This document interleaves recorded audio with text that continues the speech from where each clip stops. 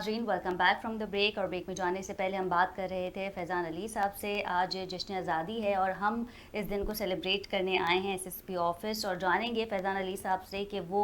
आज के दिन को कैसे मना रहे हैं। प्रोटोकॉल्स के हवाले से भी बात करेंगे। फैज़ान साहब, अगर हम बात करें आपकी परफॉर्मेंस के हवाले से, तो फर्स्टली देखा जाता है कि किसी भी इलाके में कोई नाखुशगवार वाक़या पेश आ जाए तो सबसे पहले एसएचओ को अप्रोच किया जाता है, फिर कुछ बात डीएसपी तक पहुंचती है और फिर आपके लेवल तक बात आती है। तो एसएचओज़ के साथ आपके ताल्लुकात कैसे हैं? वीकली मीटिंग्स होती हैं और कुछ एक दो एसएचओज़ पे आप कड़ी नज़र रखते हैं अपनी या नहीं? मैम बेसिकली देखें, जब आप डिस्ट्रिक्ट में होते हैं, उसको कमांड कर रहे होते हैं, तो मैं ये समझता हूँ कि जितने भी आपके पास अंडर कमांड हो, खासकर ऑफिसर्स की बात कर रहा हूँ, चाहे वो डीएसपी हैं, चाहे वो एसएचओस हैं, तो अगर एज अ टीम काम किया जाए, उनको टीम का हिस्सा बनाया जाए और उनको आप मोटिवेट भी करें और उनका ख्याल भी रखें, तो तब जो है एक अच्छी टीम जो है अच्छे रिजल्ट पैदा करती है। ठीक है, अगर हर किसी ने अपनी ही डायरेक्शन में या अपने ही तरीके से काम करना है, तो उसमें यह है कि वो उस तरह से जो डिज़ायर्ड रिज़ल्ट होते हैं वो अचीव नहीं होते। अल्हम्दुलिल्लाह 5 महीने मुझे होने वाले हैं और मैं ये बिल्कुल दावे के साथ कह सकता हूँ कि अगर आप स्ट्रीट क्राइम की बात करें डिस्ट्रिक्ट केमाड़ी के अंदर, तो अगर आप उसको पहले 3 मंथ्स के साथ कंपेयर करें इसी साल के, तो अभी वो मैं कहता हूँ कि तकरीबन 50% ज़्यादा हमने उसको कम किया है। सीपीएलसी की फ़िगर से मैं कोई डिस्ट्रिक्ट की फ़िगर्स नहीं बता रहा। उसके बाद इसके अलावा जो वायलेंस की आप बात करते हैं, हमारे पास 6 मर्डर के केसेस हुए थे, जिसमें एक सबसे बड़ा केस था, सेंसेशनल केस था मेट्रोविल का, जिसके अंदर डबल मर्डर के साथ 1 करोड़ 35 लाख रुपए जो है वो डकैती होकर लोग ले गए थे। वो केस तकरीबन बहुत ही सेंसेशनल केस था कराची का। हमें तकरीबन 4 महीने लगे और उस केस को हमने 2 दिन पहले हमने प्रेस कॉन्फ्रेंस की थी और हमने उसको सॉल्व किया। इसके साथ साथ मर्डर के जितने भी केसेस थे हमारे पास, रॉबरी मर्डर की बात कर रहा हूँ, जिसमें मर्डर जो होता है ड्यूरिंग रॉबरी होता है, वो सारे हमने केस डिटेक्ट किए। और जो हमारे इंजरी वाले केसेस थे वो तकरीबन 23 केसेस हैं इस साल के अभी तक के, जिसमें से 21 हम अभी तक डिटेक्ट कर चुके हैं। सिर्फ 2 केसेस हमारे रहते हैं। अरे नहीं, वो बात तो बिल्कुल आपकी वजह है और आपने एक एक चीज़ जो है वो हमें क्लेरिफाई की। लेकिन चंद एक एसएचओज़ के साथ हम देखते हैं कि थोड़ा सख्त रवैया रखना भी लाजमी है, क्योंकि बहुत सारी चीज़ें ऐसी हैं जो एसएचओ को पता होती है लेकिन वो एसएसपी लेवल तक नहीं पहुंच पाती। तो फिर कैसे सख्त मिजाज है या प्यार से हैंडल कर लेते हैं? नहीं, मैं कोशिश करता हूँ कि रिस्पेक्ट का जो एक एलिमेंट है वो एक ऑफिसर्स में और इसके अंडर कमांड में रहे। आप हर किसी को रिस्पेक्टफुली हैंडल करें। हाँ, इन केस के आपने जो डायरेक्शंस दी हैं और उसके ख़िलाफ़ अगर काम हो रहा है, जो आपने बताया है उसके ख़िलाफ़ काम हो रहा है, और कोई इस तरह की ऑर्गेनाइज क्राइम में कोई एसएचओ मुलविस है जिसको बार बार कहा जा रहा है कि वो चीज़ ना करे, तो फिर मुझे सख्त होना पड़ता है। सख्त भी मैं होता हूँ, लेकिन उसके साथ जो कि लाइन क्रॉस करता है, लेकिन उससे पहले उसको लाइन पे लाना। एसएचओ को बरतरफ करने के भी कुछ ऐसे वाकयात हुए होंगे? बिल्कुल, मैंने बरतरफ किए हैं। इसके अलावा एसएचओज़ के अलावा कोई हेड मोरर्स भी और अफसरान भी जो किसी किस्म का ऑर्गेनाइज क्राइम में मुलविस रहे, मैंने काफ़ी डिसमिस किए हैं। लेकिन उसके साथ साथ अपने जवानों का ख्याल भी बहुत रखा है। उसमें आपको मैं बताऊं कि हमारे एक जवान जो पिछले साल जब मेरे पास कुछ दिनों के लिए एसएसपी का चार्ज था, उस वक्त वो शहीद हो गए थे। उसी रात ही मैंने उसका एक एक्यूज़ को मैंने जहन्नुम में साल किया था, और अभी यौम शोहदा से 2 दिन पहले उसका एक और साथी पकड़ के मैंने जहन्नुम में साल किया। ठीक है, इसके साथ साथ अभी 2 फैमिलीज़ को हमने जो सीएम साहब ने पैकेज अनाउंस किया था, उसमें 1-1 करोड़ के चेक अभी दोनों फैमिली को मैंने कंपनसेशन के पिछले हफ्ते मैंने दिए हैं। साथ साथ हम ख्याल भी रखते हैं, लेकिन वो बात ये है कि ये सिस्टम सज़ा और जज़ा चलनी चाहिए साथ साथ, क्योंकि अगर सारी जज़ा होगी तो तब भी मज़ा नहीं आएगा, सज़ा सब होगी तब भी मज़ा नहीं आएगा। लेकिन कोशिश करता हूँ कि सबके साथ इंसाफ हो, किसी के साथ ज़्यादती ना हो। जो भी चीज़, अगर एक ऐसी कोई रिपोर्ट आई है जिसमें कोई ऐसी चीज़ है जो मैं चाहता हूँ कि जो नहीं होनी चाहिए, तो उसकी एक प्रॉपर इंक्वायरी करना, उसको देखना कि इसके अंदर फैक्ट्स क्या है, क्या कोई चीज़ को प्लांट तो नहीं कर रहा, वो सारी चीज़ें मद्देनज़र रखने के बाद फिर मैं फ़ैसला करता हूँ। लेकिन अभी तक एसएचओज़ की टीम मेरे पास काफ़ी बेहतर है, जो पॉलिसी गाइडलाइंस उसको दी गई हैं उसी पे काम कर रहे हैं। और ये है कि सज़ा जज़ा उनके साथ सख्त होना, नरम होना, दोनों चीज़ें चलती रहती हैं। एसएसपी साहब, जैक्सन आपके हदूद में आता है, मच्छर कॉलोनी आपके हदूद में आता है। पर्टिकुलरली अगर मैं जैक्सन की बात करूं तो वहाँ मंशियात की ख़रीदो फ़रोख्त में इजाफा हुआ है, उस हवाले से भी बताइएगा। और मच्छर कॉलोनी के हवाले से अगर हम बात करें तो वहाँ ग्लैम्बलिंग है, कैसे देखते हैं आप इन चीज़ों को, उसकी रोकथाम के लिए क्या कर रहे हैं? इसमें अगर आप बात करेंगी मंशियात के हवाले से और क्राइम के हवाले से बात करेंगी, तो मंशियात के हवाले से अगर आप बात करेंगे तो जैक्सन और पार्क कॉलोनी के हमारे वो जो 2 पुलिस स्टेशन हैं जहाँ पे हमेशा से हमें मंशियात का इशू रहा है। जो जैक्सन की आप बात करते हैं, आप सिकंदराबाद की बात करते हैं, सिकंदराबाद में असल में इशू ये है कि जो अगर आप इसकी बाउंड्री को देखें जो रेवेन्यू की बाउंड्री है, जो आपको बोट बेसन से जो रेल की पटरी चलती है, अगर आपने कभी देखी हो, जी जी। तो वो बेसिकली बाउंड्री है, रेवेन्यू की बाउंड्री है, डिस्ट्रिक्ट साउथ की और डिस्ट्रिक्ट केमाड़ी की। लेकिन क्या हुआ कि आज से 15-20 साल पहले ये बाउंड्री को थोड़ा सा चेंज किया गया, जिसकी वजह से ये हुआ कि बाउंड्री के इस तरफ का इलाका जो जैक्सन का इलाका था, जिसको हम ब्लॉक 5 कहते हैं इसका जैक्सन का, उसको शिफ्ट कर दिया इन्होंने बोट बेसन में। ठीक है, जिसकी वजह से क्या हुआ कि वो एक छोटा सा ब्लॉक, तकरीबन 5 से 6 गलियां बनती है, जिसको ब्लॉक 5 कहते हैं, तो उसकी ओनरशिप की वजह से, उसकी ओनरशिप हम नहीं लेते, बोट बेसन वाले कहते हैं जी जैक्सन का इलाका, हम कहते हैं जी उनका इलाका है, तो उसकी वजह से जो वहाँ पे जो लोग बैठे हुए हैं उस चीज़ का फ़ायदा ज़्यादा उठा रहे हैं, और वहाँ पे हमें शिकायत है कि वहाँ पे मंशियात बिकती है। उसमें हमने अभी पिछले महीने से काफ़ी काम करना शुरू किया, काफ़ी पकड़ के बंद भी किए हैं, लेकिन वहाँ पे कंसोलिडेटेड एफर्ट चाहिए। उसमें फिर हमने आईजी साहब से डिस्कस किया था, और जो हमारे इलाके के एमएनए कादर पटेल साहब, उनसे डिस्कस किया, तो फिर ये ऊपर लेवल पे इस्लामाबाद में आईजीआई साहब गए हुए हैं इसी चीज़ पे, वहाँ पे डिफाइन करने के लिए कि ये जो जुरिस्डिक्शन का मसला चल रहा है, ये होम के थ्रू जो है दोबारा वो जो ब्लॉक 5 का एरिया वो जैक्सन को दिया जाए, ताकि इसको प्रॉपरली ऑन करें और फिर उसको प्रॉपरली टैकल करें। जहाँ तक आप पाक कॉलोनी की बात करेंगे, तो पाक कॉलोनी, गोलीमार का इलाका और जहानाबाद, ये आपको पता है ये नोटोरियस इलाके रहे हैं, गैंग वार का कर रहे हैं, लियारी के साथ मिलते हैं, तो यहाँ पे मंशियात का काम रहा है। हमने पिछले 2 महीने में, जब राजा खालिद हमारे पास एसएचओ थे, तो बहुत ही ज़्यादा हमने काम किया वहाँ पे, और काफ़ी मंशियात फरोश मारे भी और पकड़े भी, हैवी रिकवरीज हमने की, जिसकी वजह से मैं इस चीज़ की गारंटी देता हूँ कि जब राजा खालिद को वहाँ से हटाया गया, अपर क्वालिफाइड ना होने की वजह से, मेरे पास तकरीबन 5 डेलीगेशन उस इलाके के लोग, जो उनका कोई किसी पॉलिटिकल पार्टी से ताल्लुक नहीं, किसी चीज़ से नहीं, वो मेरे पास चल कर आए यहाँ पे कि सर खुदारा आपने इसको क्यों हटाया, इस एसएचओ को दोबारा लगाएं। हमने 1 महीना सुख का सांस लिया जितना इसने काम किया। अच्छा, ऐसे वाक़यात बहुत कम देखने में मिलते हैं कि जब आम आवाम जो है वो एसएसपी के पास आए कि आपने हमारे एसएचओ को क्यों हटाया, आप इन्हें वापस लेकर आए, क्योंकि वो उनकी ईमानदारी से सेटिस्फाइड थे, उनके काम से सेटिस्फाइड थे। लेकिन एसएसपी साहब, माड़ीपुर भी एक इलाका है जहाँ ज़मीनों के कब्जे हैं, फिर उसके बाद साइट एरिया है जहाँ पे स्नैचिंग तो हो ही रही है, लेकिन स्नैचिंग की जद में आके कई लोग अपनी कीमती जानों को खो बैठे हैं। इस हवाले से क्या कहेंगे? देखिए, हॉक्स बे के अंदर, हॉक्स बे और मोस्को का जो इलाका है, यहाँ पर ज़मीनों के मसले मसाइल रहते हैं, लेकिन हमने जो पॉलिसी जिस दिन में आया था, उसमें एसएचओ को और डीएसपीज़ को हमने ये क्लियर पॉलिसी दी थी कि आपने किसी ज़मीन में, कब्ज़े में, आपने उसका जो है वो एकम्प्लिस नहीं होना। अगर आपको कोई इशू हैं, जो भी इश्यूज़ होते हैं वो मैं अपने खुद टैकल करता हूँ। उसमें ये है कि उसमें मैंने डीसी को साथ इन्वॉल्व किया है, क्योंकि देखिए जो लैंड का कस्टोडियन है वो डीसी है, मेरे पास लैंड का रिकॉर्ड नहीं है, ना मैं बता सकता हूँ ये ज़मीन किसकी है या ज़मीन किसकी है। तो हमारे पास जो भी पार्टी आती है जिनका आपस में लड़ाई झगड़ा होता है या कहीं से कब्ज़ा हो रहा है, तो हम उनका काम बंद करवा देते हैं। हम दोनों से कागज़ लेते हैं, जी आपने डॉक्यूमेंट्स हमें जमा करवाएं, प्रॉपर चैनल के थ्रू हम डीसी साहब को भेजते हैं कि वो इस पर डिसीजन दें कि ये ज़मीन वाकई इन दोनों की है या ये गवर्नमेंट की प्रॉपर्टी है या ये दोनों कब्जा कर रहे हैं। फिर जो डीसी साहब से ऑफिस से हमें जो वेरिफिकेशन जो चीज़ें आती हैं, बात तो ये भी होता है एसएसपी साहब के जो विक्टिम है वो अपने कागजात लेकर आते हैं एसएचओ के पास, लेकिन बहुत सारे एसएचओ ऐसे भी हैं जो एफआईआर नहीं भी काटते। नहीं मैम, देखिए इसमें जब आप तक इनकी रसाई कैसे मुमकिन है? मेरे पास रसाई मैम, मेरे पास जो मैंने ये जब मैं आया था तो उस वक्त ही मैंने ऐलान किया था कि हफ्ते में रोज़ाना 2 घंटे 12 बजे से लेकर 2 बजे तक ये साइलिन के लिए, जिसने आना है, मेरा दरवाज़ा, मेरी ऑफिस हर वक्त खुली है, ठीक है। और सिर्फ 2 घंटे का टाइम तो वैसे मैंने रखा था, लेकिन मैं आपको ये बताऊं कि मैं 4-5 बजे तक लोगों को सुनता रहता। जो भी आता है वो, अगर मैं बैठा हूँ ऑफिस में, तो मैं बगैर सुने वो इधर से वापस नहीं जाता, चाहे मुझे रात के 9 बजे, मैं उसको सुनूंगा ज़रूर। तो मेरा दरवाज़ा हमेशा सबके लिए खुला है, जिसकी जो कंप्लेन है, चाहे वो छोटी पिटी कंप्लेन है, चाहे उसका 2000 रुपये की भी उसके साथ डकैती हुई, वो भी मेरे पास आ सकता है, और जिसका कोई बड़ा काम है तब भी वो मेरे पास आ सकता है। ओपन डोर पॉलिसी रखी थी पहले दिन से, और लोग मेरे पास आते भी हैं और हमने उनके काम बात किए हैं। आपने अभी साइट की बात की, साइट के क्राइम के वाले से जो मैंने आपको बताया, साइट में जो सबसे बड़ा इशू हमारे पास हुआ था वो यही वाक़या हुआ था, जिसमें डबल मर्डर के साथ 1 करोड़ 35 लाख रुपये जो है वो डकैती के दौर में चले गए थे, और केस का काफ़ी हम पे प्रेशर भी था, और होपफुली अल्लाह की मदद से हमने जो है वो केस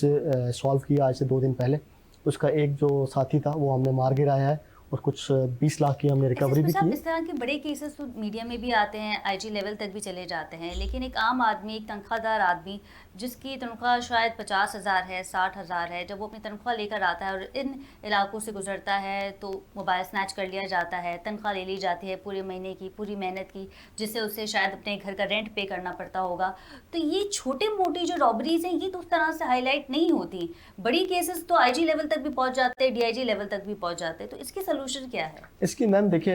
हमारा जो फोकस होता है मेनली, देखिए आपका साइट एरिया है, पहले 7 दिनों में या 10 दिनों में, जब आपको पता है महीने के पहले 7 या 10 दिन होते हैं, उसके अंदर हैवी ट्रांजैक्शंस जो है वो बैंक से होती हैं, क्योंकि बड़ी बड़ी कंपनियां हैं ये पूरे पूरे अपने एम्प्लॉयज़ की तनख्वाहें लेके जाती हैं। और यहाँ पे ये हमेशा से मसला रहा था कि जो है जब भी ये इतनी बड़ी ट्रांजैक्शंस होती थी तो उनको बीच में से जो है वो स्नैचिंग हो जाती थी या डकैती हो जाती थी, तो पैसे चले जाते थे। उसके लिए हमने ये किया था, फिर हमने एक एसएमसी बेस बनाया था। जो एसएमसी बेस हमारा जो क्या कहते साइट एसोसिएशन की जो ऑफिस है उसके अंदर हमने इस्टेब्लिश किया, जिसमें हमने साइट एसोसिएशन के साथ मिल के पूरे इंडस्ट्रियल एरिया के अंदर कैमरेज लगवाए। उस कैमरों का कंट्रोल उस एसएमसी बेस के अंदर रखा, जहाँ पे हमने खुद अपने 60 के करीब जो बंदे हम उनको देते हैं, जो सिर्फ ना सिर्फ उन कैमरों की मॉनिटरिंग के साथ, जी हमारे पुलिस के बंदे हैं, उसमें एक ऑफिसर एम्प्लॉय होता है जो कि उनको कमांड कर रहा होता है। इसके साथ साथ फिर हमने उनको प्रॉपर उनका एक बीट सिस्टम बना के दिया, उनको 2 मोबाइलें और कुछ तकरीबन मेरे ख्याल 10 मोटरसाइकिल हमने दिए हुए हैं, जो सिर्फ उस साइट एसोसिएशन जो जितना साइट का एरिया है उसकी पेट्रोलिंग, उसकी कैमरों की मॉनिटरिंग के लिए वो 60 के 60 डेडिकेटेड बंदे हमने साइट एसोसिएशन को दिए हुए हैं, जिसकी वजह से मैं समझता हूँ। और फिर ये रोड इंफ्रास्ट्रक्चर पिछले 1-2 साल में जब बेहतर हुआ है इसका साइट का, इससे पहले बहुत ज़्यादा ख़राब था, उसकी वजह से फिर ये क्राइम में कमी आई है, काफ़ी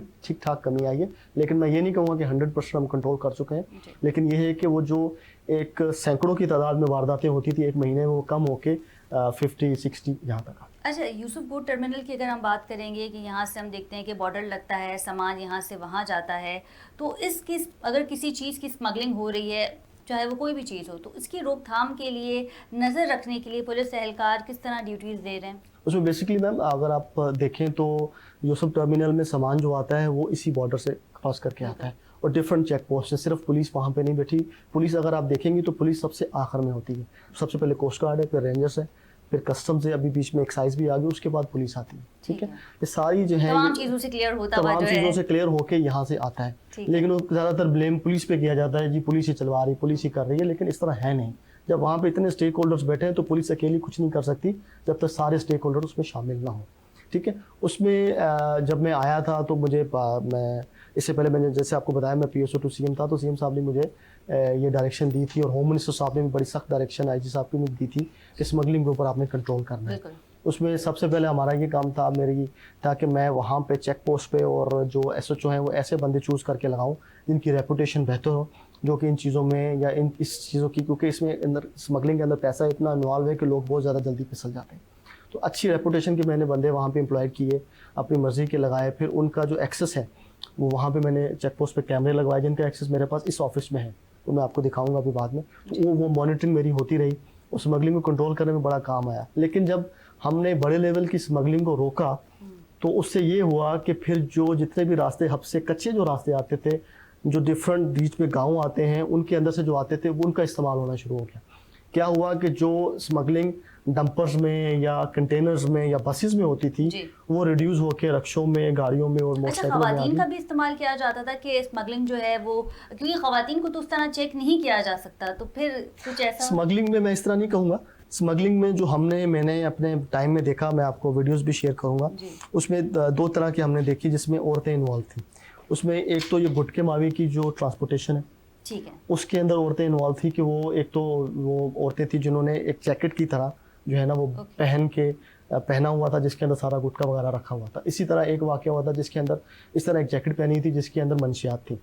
वो पहनने के बाद ऊपर से वो बुर्का पहन लेती, ठीक है, और तो वो फिर उसमें पता नहीं चलता जब तक। फिर हमने क्या किया था, जब हमें ये शिकायतें आई कि अभी ये काम जो है स्मगलर्स ने या ड्रग पेडलर्स ने लेडीज़ के साथ शुरू किया, तो फिर हमने स्पेशल अपनी 24 घंटे वहाँ पे अपनी चेक पोस्ट पे एक लेडी स्टाफ को भी हमने तैनात किया, जो कि लेडीज़ को हम उसको सर्च कर सकें और देख सकें। और काफ़ी दफ़ा ये हमने वो औरतें या गाड़ियों में से या जो लोकल ट्रांसपोर्ट चलती है उसमें से औरतों को पकड़ा जिनके पास गुटखा या मंशियात वगैरह थी। और ये मोडस ऑपरेंडी बना हुआ है कि अगर लोग चर्स वगैरह या जो भी मंशियात लेकर आ रहे हैं उसमें लेडीज़ का इस्तेमाल करते हैं, चाहे वो गाड़ी हो तो उसमें एज अ फैमिली बिठाया होता है, या अगर लोकल ट्रांसपोर्ट में आ रहे हैं तो औरत ने पहना होता है। SSP साहब, क्राइम सीन यूनिट के हवाले से हम जानना चाहेंगे, क्योंकि पुलिस एहलकार को जदीद टेक्नोलॉजी दे दी गई है, चाहे वो जियो फेंसिंग हो, फिंगरप्रिंट्स हो, तो वंस जब ये जदीद टेक्नोलॉजी दे दी जाती है तो आवाम ये एक्सपेक्ट करती है कि हमारा जो क्रिमिनल है या जिसने क्राइम किया है वो जल्द से जल्द पकड़ा जाएगा और कानून की गिरफ्त में होगा। तो क्या समझते हैं आप, इन चीज़ों से कुछ फ़र्क पड़ा है या क्राइम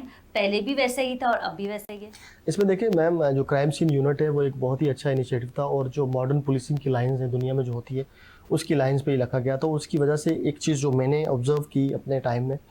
कि जो एविडेंस जो क्राइम सीन से मिलता है उसकी प्रिजर्वेशन और उसकी जो चेन ऑफ कमांड होती है जिसको फॉलो करना होता है कोर्ट के लिए बड़ी ज़रूरी होती है, उसमें तो बहुत ज़्यादा फ़र्क आया है। मतलब पुलिस उस पर बहुत ज़्यादा बेहतर हो गई है एविडेंस को कलेक्ट करने में और उसके बाद उसको पार्सल करने में, उसको सील करने में, फिर उसकी चेन ऑफ कमांड को जो है वो अपना इंटैक्ट रखने के लिए कि कल को इसके ऊपर किसी के ऊपर वो बेहतर हुई है। लेकिन ये चीज़ें सारी अगर आप फिंगरप्रिंट्स की बात करें या आप वहाँ से बैलिस्टिक्स की बात करें जो मिले हैं, तो इनका सारा जो सिस्टम है वो फिर लिंक करता है डेटाबेस के साथ। आपका डेटाबेस जो पीछे है वो कितना स्ट्रांग है। ठीक है, फिंगरप्रिंट तो अगर आपने ले लिया और आपके पास डेटाबेस नहीं है तो आप उसको किसके साथ मैच करेंगे। तो डेटाबेस अगर नादरा का डेटाबेस अगर लिंक होता है जहाँ पे फिंगरप्रिंट आप देते हैं अपने शनाख्ती कार्ड बनाते वक्त, वो अगर पुलिस के साथ लिंक हो और वहाँ से ये सॉफ्टवेयर के थ्रू चीज़ें चेक हो कि किसका फिंगरप्रिंट मिला है, तब इसकी इफेक्टिवनेस और बेहतर हो सकती है। फिलहाल डेटाबेस इतना, क्योंकि हम डेटाबेस हमने पुलिस ने अपना बनाया है, वो भी उनका जो क्रिमिनल्स हमने पकड़े हैं जिनका हम CRO करते हैं उसमें फिंगरप्रिंट लेते हैं, तो वो डेटाबेस थोड़ा महदूद है, सिर्फ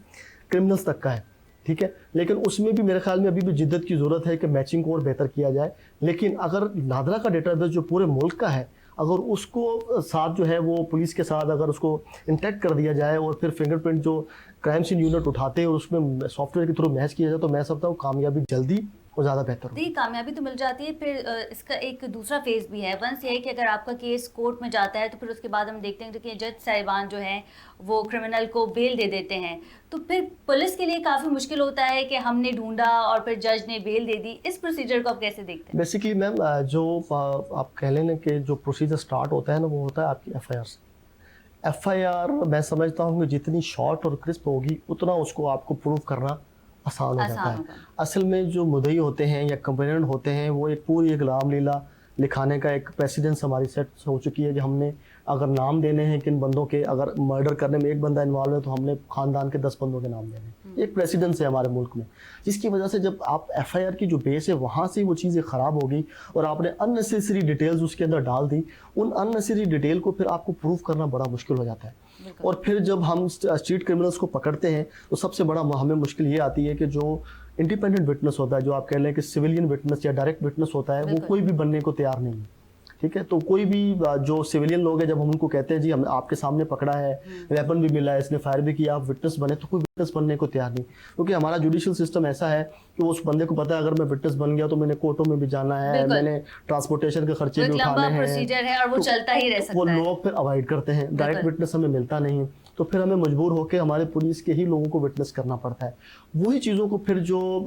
डिफेंस पार्टी होती है वो इसी चीज़ को एक्सप्लॉइट करती है कि ये पुलिस वाले ही हैं, इन्होंने खुद ही पकड़ा है, खुद ही डाला है और खुद ही इन्होंने सील किया है, सब कुछ इनकी अपनी गेम है। लेकिन अभी इन्वेस्टिगेशन के ऊपर जिस तरह से काम चल रहा है और IG साहब का, एडिशनल IG साहब का जिस तरह का फोकस है अभी, और अच्छे ऑफिसर्स को SSP इन्वेस्टिगेशन लगाया जा रहा है और ऑफिसर्स की ट्रेनिंग हो रही है। अभी जिस तरह इंस्पेक्टर लीगल्स अभी जो लॉ ग्रेजुएट्स जो अभी इन्होंने रिक्रूट किए हैं, जो पढ़े लिखे लोग हैं, जब वो आ रहे हैं तो उससे इन्वेस्टिगेशन में बेहतर हो रही है। फिर इन्वेस्टिगेशन को बेहतर करने के लिए जो चेकलिस्ट बनाई गई हैं एक फ़ाइल को कंप्लीट करने के लिए, तो उस पर जब SSP खुद उसको देखता है, मॉनिटर करता है और चेकलिस्ट पूरी होती है और प्रोसिक्यूशन के साथ अच्छा राब्ता रहता है, तो मेरे ख्याल में अच्छी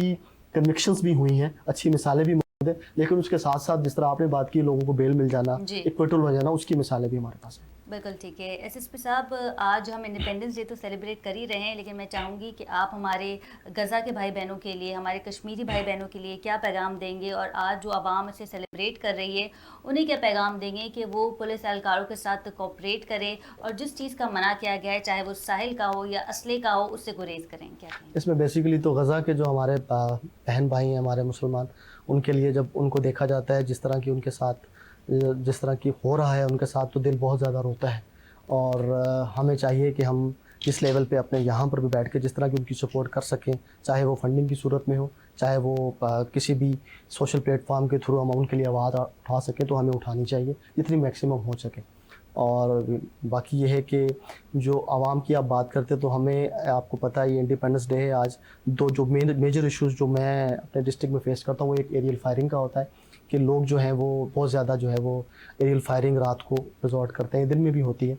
और उसके अलावा जो मैंने बात की आपसे हॉक्स पे की कि लोग जाते हैं और नहाते हैं और फिर कोई ना कोई एक्सीडेंट हो जाता है। तो मेरी आवाम से ये दरख्वास्त है, ख़ासकर जो लोग हॉक्स पे आ रहे हैं उनके लिए ये है कि आपके लिए आप आएँ, ज़रूर आएँ, इंजॉय करें, बैठें, सनसेट को एंजॉय करें, बारबेक्यू करें, डांस करें, मिली नगमे गाएं, जो करना है आप करें, पुलिस आपको किसी चीज़ से नहीं रोकेगी। लेकिन पानी रफ़ होने की वजह से हम आपकी हिफाजत के लिए वहाँ पे खड़े हुए हैं कि आप पानी में मत जाएँ, ना अपने बच्चों को लेकर जाएँ। ठीक है, बाकी आपको एंजॉय करने से, वहाँ जाने से कोई नहीं रोकता, एंजॉय करें। ये हमारा इंडिपेंडेंस डे है, आज एंजॉय नहीं करेंगे तो कब करेंगे? बिल्कुल। लेकिन पानी में जाने से इज्तनाब करें, और अगर किसी की कंप्लेन आती है तो ज़रूर उसको आप 15 भी करें, और जो वहाँ पे इलाका पुलिस वहाँ पे फिर रही है तो उनको बताएं, इंशाल्लाह आपके साथ मैक्सिमम कोऑपरेट किया जाएगा। और एरियल फायरिंग के हवाले से बात करेंगे, एरियल फायरिंग से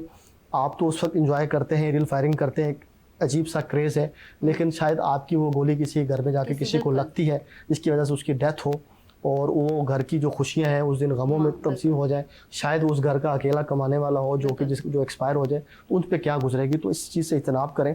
और अगर इस तरह किया जाएगा तो फिर हमें काफ़ी क्लियर डायरेक्शन है कि हम इन लोगों को पकड़ेंगे और उनके खिलाफ लीगल एक्शन ज़रूर लेंगे। तो इस कोशिश करें, इज्तनाब करें, हमें ये ना करना पड़े, लेकिन अगर आप करेंगे तो फिर जो है पुलिस कानून भी एक्शन ज़रूर हरकत में लेंगे। आएगा। बिल्कुल, बहुत शुक्रिया एसएसपी साहब थैंक यू आपके मैम। वक़्त का कि आपने हमें अपना कीमती वक़्त दिया। जी नाज़रीन, 77 इंडिपेंडेंस डे आज हम सेलिब्रेट कर रहे हैं। एसएसपी साहब ने ब्रीफली हमें बताया, और आज हम खुद भी इस पैगाम को आगे लेके चलेंगे कि इस खुशी के मौके पे हमारे गज़ा के बहन भाइयों को और हमारे कश्मीरी बहन भाइयों को ज़रूर याद रखें, बहुत खुश रहें, इंडिपेंडेंस डे को एंजॉय करें, अपना बहुत ख्याल रखें। इसी के साथ अपनी मेज़बान खतीजा राठौर को इजाज़त दीजिए। अल्लाह ने निगहबान।